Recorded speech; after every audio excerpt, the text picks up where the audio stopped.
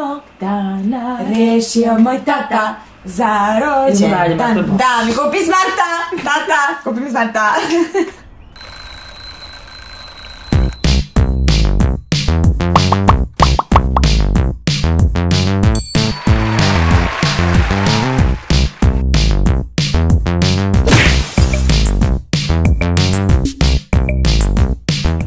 Svima i dobrodošli još jedan nas sa Milanom i Martom, Milentom i Martinom, Martinom i Milenom. Kogod nam dođe pod ruku. Kogod da je tu, sem Maja iz Krakova. Dakle, opet smo tu da odgovoramo na vaša pitanja, da budemo genijalne kao i uvek, ali prije toga, komentar iz prošle epizode. Salvatore XX, kakva misterija od čoveka kaže: dislajkovali Milenini bivši, a pitate se šta je sa Martinima? Pa zapaljeni. Istina. Sve ovo istina, srce jedno za tebe, hvala ti na komentaru, a vi ako želite da se i vaš nađe u našem divnom, krasnom, bajnom videu, ostavite dole komentar i možda se baš onaj sađenje, možda baš ovo. Idemo na pitanja. Ćao šutići! Zdravo! Naime, sa dečkom sam 3 godine, ja imam 19, on 23, i kada sam jednog dana velikim slovima uz njegovu dozvolu, jednog dana rešio moj tata za rođendan da mi kupi smarta. Tata, kupi mi smarta. Dakle, jednog dana sam uz njegovu dozvolu uzela telefon da pretražim nešto na Google i videla sam da su mu posljednje otvoreni pornići. Naravno da mi đavo nije dao mira, pa sam posle malo pročačkala i videla da ih on gleda skoro svaki dan. Opa! Jako me je to povredilo, ne znam da sam ja to videla jer sam bila šokirana, nisam ni znala kako treba da odreagujem. Lepo si ti snašla za neku uzvu samo da progugla. Zato mi treba vaša pomoć. U čemu tačno? Ja ne znam u čemu ovdje probam. Ti imaš 19 godina i prosto porno filmovi su nešto što je deo života svakog muškarca. Kao što oni prihvataju naše šminkanje, tako mi prihvatamo da mu je jedna od omiljenih porničarki, bože kako se zove, beše, ne mogu zadim, ali u svakom slučaju... Ali za nas svi obično kažu, za mene znam da kažu da sam neka Agustamne, tako nešto za tebe? Ne znam, ja sam Pamela iz mlađih dana. Prosto, to je nešto što je sasvim normalno i nikada nemoj mi da misliš da je to... Ima žena koja misli da je to neka vrsta varanja, ali to su potpuno sulude stvari. Nije to vrsta varanja. Ja razumem zašto tebe ovo boli, zato što to je taj nivo ženski da si ti u fazonu šta mu ja to ne dajem i šta on to nema kad mora nešto da gleda. Ali to je pogrešno razmišljanje, to je kliničko razmišljanje, svi smo bili tu jednom, ali godinama shvatite da je to kao... Ne znam kako vam kažem, kao vi kad maštate o nečemu ili o nekome. To je ta njihova fantazija, muškarci su malo manje kreativni, onda oni moraju da gledaju to da blenu, umesto žena koje ne znam, što je što žene čitaju, onoliko se proslavila knjiga 50 nijansi sive, a vi sad kao njemu branite gleda nešto. Umesto toga da se nerviraš, lepo nađi neki dobar film, pusti i gledajte zajedno. Ili reprodukujte neki film. Da, ili tako nešto, što da ne. Vas dve pametnice, pa to smo mi. Molila bih vas da mi pomognete. Imam 18 godina i sinoć sam prvi put imala odnos sa dečkom. Imala sam jake bolove, ali krvi nije bilo ni kap. Nakon toga smo imali odnos još 2 puta, ali također nije bilo krvi. To mi je prvi dečko i pre toga nisam imala nisak. Ma jesi ti sigurna? Šalim se. Molim vas pomozite šta to treba da znači. Ovo vam je čista hemija. Šalim se, nije hemija, nego je, kako se to zove, anatomija. Postoje žene, devojke, ja ovo znam zašto sam imala drugaricu koja je imala istu ovu situaciju, koje imaju nešto što se zove, da li to rastegljivi, elastičan himen, i koji nikada ne pukne. Da se tako izrazimo, pošto šta se dešava kada vama zapravo ide krv, puca himen, koji svi imamo, samo nekima rastegljivi, nekim manje rastegljiv. U tom slučaju pukne on u nekom trenutku, ali to je uglavnom neprimetno zato što je prosto rastegljivo, ne krvariš kao druge žene i to je sasvim normalno. I možda ti puknu ciklusu ili nešto. Također nekad se dešava ako si trenirala nešto ili ako si se bavila nekim fizički zahtevnijim sportom, da ti je možda nekad u toku treninga se to desilo da ti nisi ni primetila. Ono što je problem je možda u ovim situacijama što momci mogu da ne veruju ili da prave neke scene oko toga, ali ako to radi nek klasičan debil, tako da nemoj uopšte se sekiraš, ovo je potpuno prirodna i normalna stvar. Tako da mislim nije tako možda česta, pa zato se to možda ne govori dovoljno, ali evo prilike da rešimo i taj problem. problem. Ćao, devojke, imam jako veliki problem. Naime, spavala sam sa dečkom posle mesec i po dana, toliko me molio da mi bude prvi, ja sam na to pristala. Dan posle rekao mi je da voli drugu i kada sam mu rekla da nije ni malo okej, blokirao me svuda i jako se sad osjećam povređena. On je ja! Molim, nemojte da se ne sakirate što se smeni, normalno. Mnogo vas volim i nadam se da ćete mi pomoći. Ne, ja se samo smijem, ja se izvinjam zašto ja tako znam da blokiram ljudi koji me nerviraju, ja ne mogu. I ko je seksualno iskoristila? Šal. Pa, nemam šta ti kažem, sem da skotova imam, ovakve stvari se u životu dešavaju, prosto nekada ne možeš ni sama da znaš s kim ulaziš u neku priču i šta to sve može da se desi. I ovo je jedan veliki nauk. Svaka od nas je u nekom momentu bila povređena, osjećala se loše, prosto i jednostavno to je deo odrastanja i ne treba da se ti sad zbog toga osjećaš manje vredno ili da imaš neke u daljoj razvitku veza probleme, što Milana kaže, to u fioku. I prosto ovo je razlog zašto vam mi stalno pričamo, nađite nekoga kome verujete, s kim se dobro osjećate, s kim imate prvobitno taj odnos, ne zato što tako treba, nego zato što štitite sebe na taj način od ovakvih stvari. Svi smo imali različite iskustva, nisu svima bila najbolje moguće iskustva, ali smo svi iz toga nešto naučili.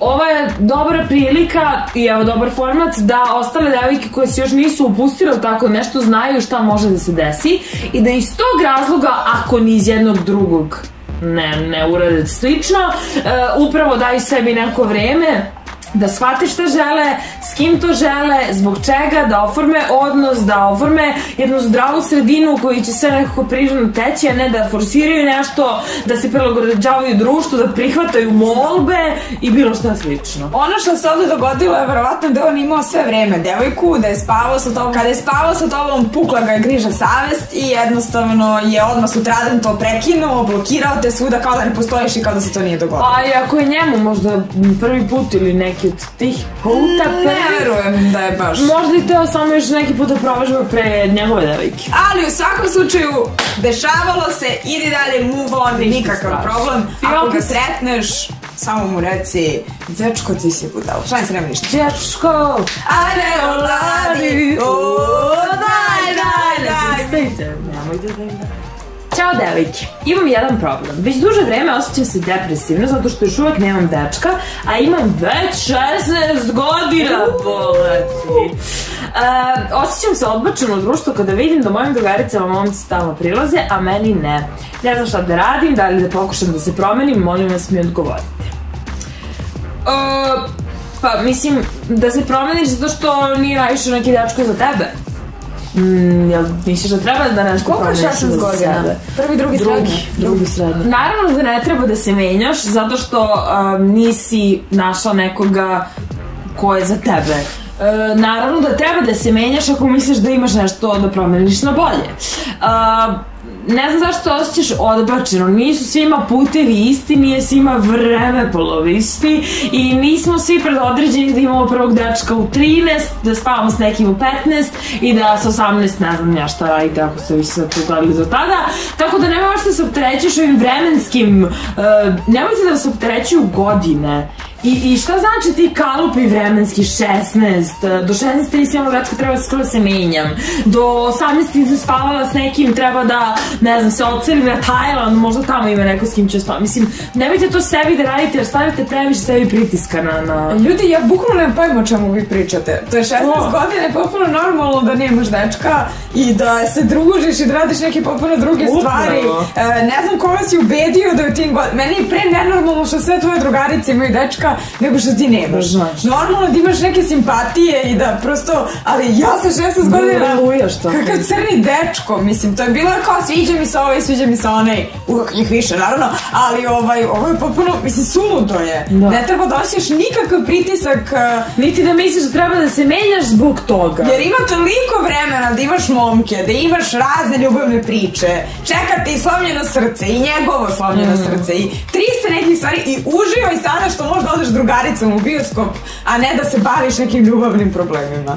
Apsolutno nisi odbačena, ti si normalna devojka od 16 godina. Devojčica. Pozdrav, devojke, super ste. Ima mali problemčić. Ja sam po prirodi nervozna osoba, u posljednje vrijeme sam baš nervozna zbog faksa. Želim i moram da upadnem na budžet sledeće godine i to mi stvara jako veliki pritisak. Otac mi je preminuo pre malo više od pola godine, nemamo baš para za godinu sam u finansiranju.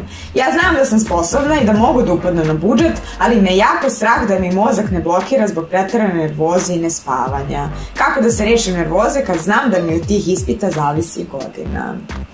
Ovo je jedno vrlo racionalno i normalno pitanje. Finally! I jedan problem koji je ozbiljne prirode.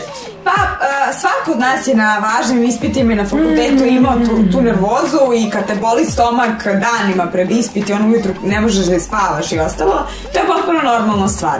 Ja bih ti možda savjetovala da čak odeš kod nekog psihoterapeuta ili da odeš možda kod nekoga ko se bavi komunikacijom, govorom ili kod ljudi koji mogu da ti smire tremu i nervozu koju imaš u stvari pred javni nastup. To što ti imaš je strah od autoriteta, strah od načina na koji će te neko videti i to nije toliko povezano sa samim ispitima i sa samim fakultetom koliko sa tvojim samopouznanjem i onim prosto što ti nudiš.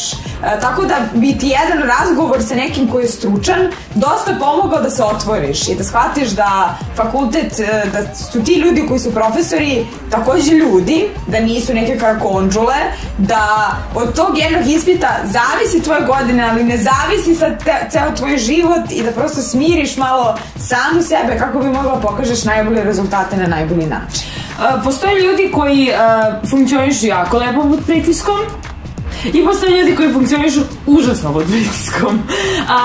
U svakom slučaju, ja se ne slažem i mislim da prevelika drama je čak i kada bi otišla na neki razgovor, zato što sve kreće iz tvoje glave. Kako sam ja to rešila jednom davno, sela sam sama sa sobom, ja strašno volim razgovor sama sa sobom, mnogi stvari satira, jako ozbiljno pametne dve osobe s kojima da pričam, u ovom slučaju, sela sam sama sa sobom i rekla sam sebi, ok, šta je najgore što će se desiti za slučaj da sve krene naopako? Nećeš upisati godinu na budžetu, pašćeš ispit, ne znam, izblamirat ćeš se pred profesorkom i to će onda sve da prođe. I nisi umrla, nisi bolesna, toliko ima strašnih stvari na svetu da stvarite sebi pritisak oko nečega, a pritom se spremaš za sve to. Znači nije da si lelemut koji kao cross your fingers šta će biti na budžetu. Ja jako verujem da si ti već spremna i da već sve znaš i da si vrlo racionalna i zrela i da jednostavno samu sebe ovde gutaš. Znači, sedi i sama sebi reci šta je najgori ishod ovoga. Reci sebi, ok, to je najgori ishod, ok, prihvatam to i idem da pokidam ispit. Jer sam za to spremna. I to je to. Znači, bukvalno, to je jedini razgovor koji tebi treba. Nemaš šta da praviš oko toga, ne znam, nekakvu famu. Toliko ljudi je izašlo na ispit, završilo godinu, upalo na budžet, koji su sigurno bili mnogo manje spremni nego ti. Shvati to. To je bukvalno to. Ali pošto Milana nije osoba kao ti, nego sam ja osoba koja ti apsolutno razumem kako se osjećaš, ovo što ti je ona preporučila samo može ti napravi gore. Možeš samo više da si isimaš, da si ispitaš. To je samo bukvalno, sam sebi moraš da objasniš. Ono što je prvenstveno je da stvarno možeš da dobro naučiš, da se dobro spremiš i da budeš sigurna u samu sebe kada izlaziš na ispit i to ti je 90% posla, da znaš. Nemoj prosto da dozvoliš da te trema zablokira, nemoj da, ili pred sam ispit reci možda profesorima da imaš probleme sa tremom, ne znam koji fakultet studiraš, kod nas to ne bi uspelo, ali na drugim fakultetima možda da, čula sam te primere. Različite su iskustva, vidi šta ti od ovoga svega prija, opraba jednu, drugu, treću, pa ćeš, ja verujem u tebe i tvoj uspjeh, da ćeš biti na budžetu, ja vidim kako je prošao ispit, ja vidim da si upisala. I svaki ispit, slušaj nas kako ti pričamo, go, možda i to. Nadamo se da smo rešili neke od vaših malih slatkih dilema i da ćete biti s nami sledeće nedelje kada budemo radili apsolutno istu stvar. Vidimo se. Ćao.